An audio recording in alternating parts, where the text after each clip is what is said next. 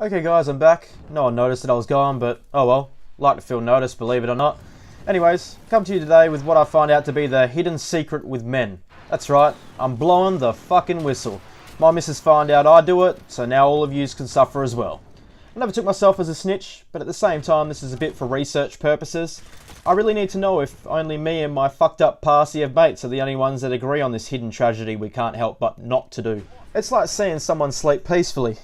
If I can't sleep because of my crippling depression, then get fucked you're not either. But that's not what I'm on about today, and you're probably wondering, well Caruso, what are you going to blow the lid on? Well my friends, we're going to be talking about these things.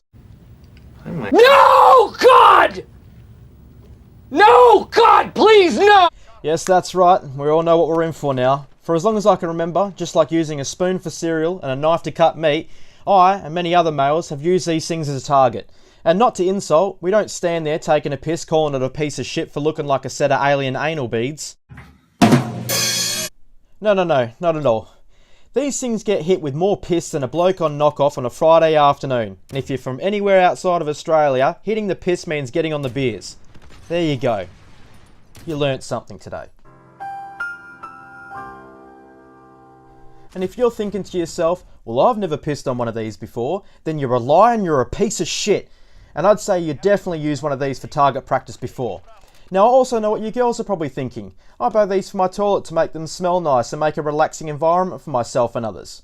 Well, sorry, but if males have been put on this earth for anything, it's to fuck as much shit up as we can before we kick the bucket and roll over.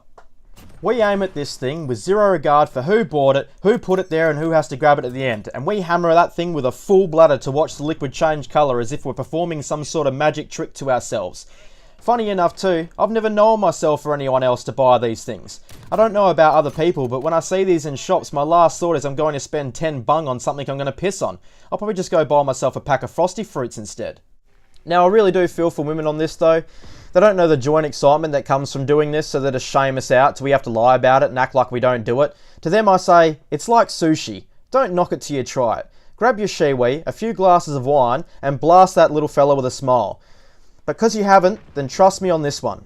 If you've ever bought one of these or you have one lying around in your toilet, best know that your partner, male friend, or even partner's friend is pissed on this drunk as fuck at some point, giggling to themselves. It's like walking past a mirror when you're pissed and looking yourself dead in the eyes, noticing how wrecked you are and laughing at it. But my concern is, why don't we go back to our friends and say anything?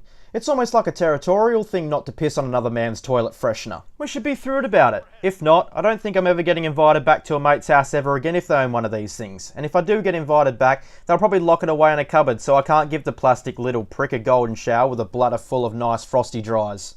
If you do this though, we all have our favourite ones. Some people like the classic piss trough soap bar, some like the OG duck. Myself, I enjoy those ones that you plunge on yourself. To the holder, flip the top off, and you're ready for action.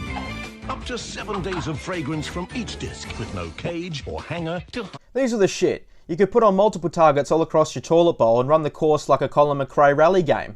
I think a lot of people now are coming to the realisation while the lifespan is never correct on the box, say it's good for like 100 flushes or something like that, but yet you come back the next day and it's fully empty. That's because we've been seeing how hard we can hit it with a full stream and see how fast the blue or green water rushes out of it. Anyways, I think this could probably tie into your conspiracy of why blokes always piss on the floor. It's not that we don't stand close enough or that we don't care about our aim. It's simply sometimes we get carried away too much with the game and the fun. I'm sorry, Tyler Murphy. It was an accident. I was having too much fun. So stop bagging blokes out about it. And as I said before, give it a go. We can all join in on the fun then. And if you're more of a watcher and not a player, then get in there and cheer your man on. You think a steak and a blowjob cheers a bloke up. Imagine what cheering him on for pissing on the freshener would do. But then again, we also kind of do it because we know that you fucking hate it. It's a small fee to pay for taking out the bins though. So that just about wraps it up. So as always, stay safe, keep that stream strong boys, and have fun.